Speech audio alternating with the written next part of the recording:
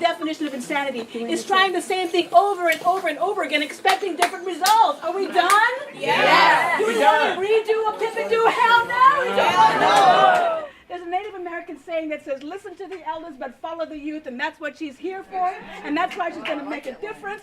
We don't want a redo with Pip and Do. We want new eyes, new vision, and that new eyes, that new vision will be Andrea Sorce, and that's why she's going to be the next mayor of Vallejo. I decided to run for mayor about exactly a year ago. Pretty much. At this time last year, I was having coffees with people. I was calling Anna. I was calling Leah. I was calling Chris. I already had Paula, our treasurer, who's going to come in, and I'll thank her whenever she makes an appearance. I was talking with people about, hey, I think this is what I want to do. So at this point, now I've been answering the question for a year. Why are you running for mayor? Why would you want to do that? What makes you think you would want to do that? Who are you? And I thought a lot about the answers that I've given, the passion that I've had, the things that have led me to this moment. It wasn't a decision I took lightly, but I think I can boil it down to 3 words, which is Vallejo needs change. Yeah. Anna stole my line. The definition of insanity is doing the same thing over and over again and expecting different results. And we have to recognize the failed leadership that we have seen that has gotten us into the position that we are in and make a conscious change. And I saw that gap. I never had any ambition to get involved in politics, but I saw that gap and realized that I was in a position to do something, and that I have skills and experiences and knowledge and background that would position me well to be able to lead Vallejo through this period of change. And I'm not saying that I'm going to be able to do it alone, or that I'm going to be able to do everything, but I'm an educator. I've managed programs. I've managed people. I've worked with folks from all backgrounds. I've lived in different parts of the country and the world. I have run grant programs, applied for and administered grants. I've worked with local governments, and I believe that all those experiences, each in some way, has prepared me for the task at hand, which is having a mayor that's able to lead Vallejo through change. And my day job is I'm an economics professor at a community college. I just got tenure. I'm a tenured economics professor. I have a master in public administration. Somebody reminded me earlier, I have a master in public administration from Harvard. So I'm not playing around. We need to get things done here.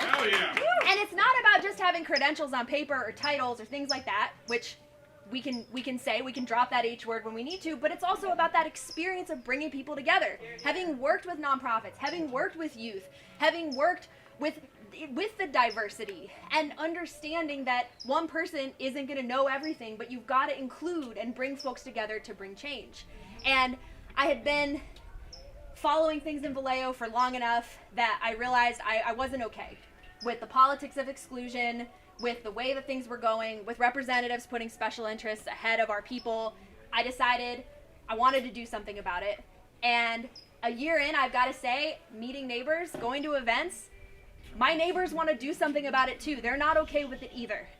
And I don't know that there was a specific moment in the past year where I realized that we had something special.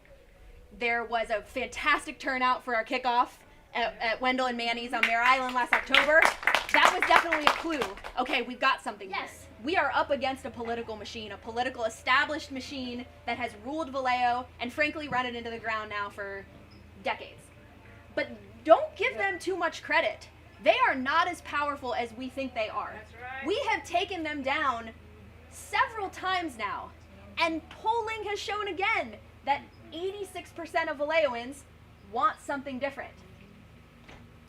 They might have money and titles and things that they can tout, but we've got 86% of the people. That is more than enough to win an election. Yes. Yes. So don't give them that space. Let's not give them that space. Because, yeah, we're up against a machine, but that machine, we've already taken them down a couple times over the past 4 or 5 years. We've taken them down several times, and we'll do it again. That's right. And we'll do it again by sticking together. And I think that's the final message. It's hot. There are a lot of issues that are important. I'm I love talking about them because I have a policy background. I love talking about the ways that we can come together to address the public safety crisis and, repair and restore trust with the police department so people can feel safe in their community, doing the basic things like fixing the roads, actually following through on putting money in the right places, getting control of our finances. Liat said we're on a precipice. I couldn't agree more. We're on a precipice. Our budget isn't balanced.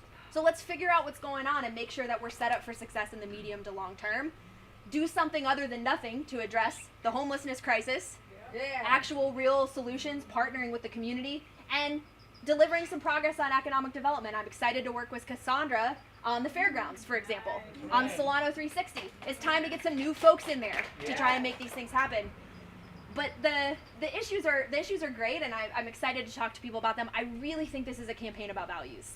I really do. I think that this is about us saying no to the exclusion and bringing in inclusion, bringing in transparency, bringing in accountability, and saying goodbye to that good old boy network of political gatekeepers that don't prioritize the needs of the community.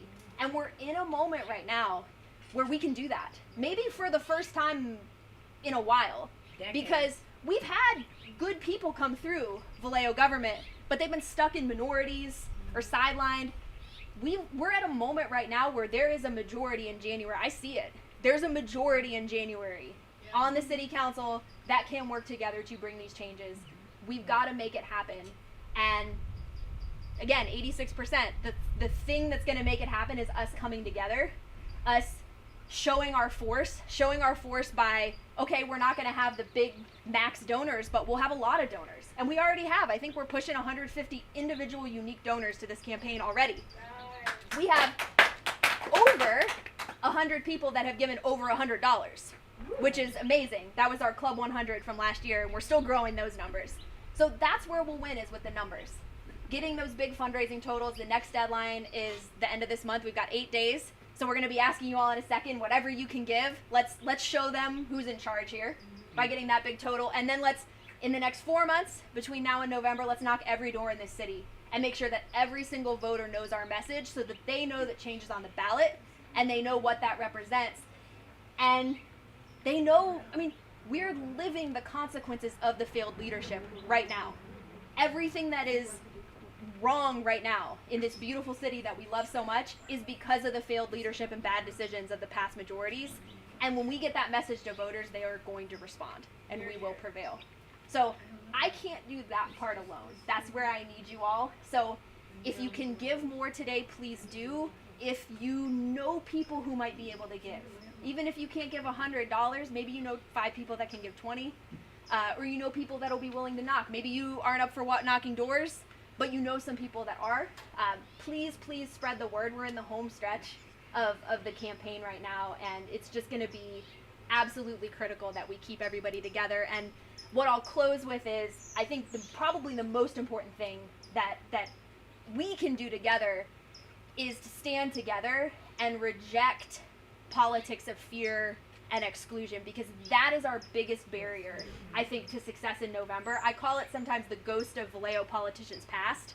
All the people that have failed, folks that have inspired hope and then failed to deliver, that have given folks this mistrust, and also the very, very real attacks and politics of fear that are going to come from the other side. We've got to be ready to reject that, because the only way they win is if they divide us. And we can't let them divide us. There's going to be a presidential election. There's going to be California Forever, East Solano play on the ballot. We're going to be inundated, and we have to be ready. We have to be ready to stand up to all of that, reject those politics of fear, invite in people that we disagree with on specific issues even, because this is about values and connecting over our shared values, our love of this city, our vision for the city, and preparing ourselves to work together after November 5th, which is a start line, not a finish line, by the way, preparing ourselves to be able to work together to realize that change and stop making excuses and start making progress in this city. So I'll stop there. Thank you all. Thank you for coming.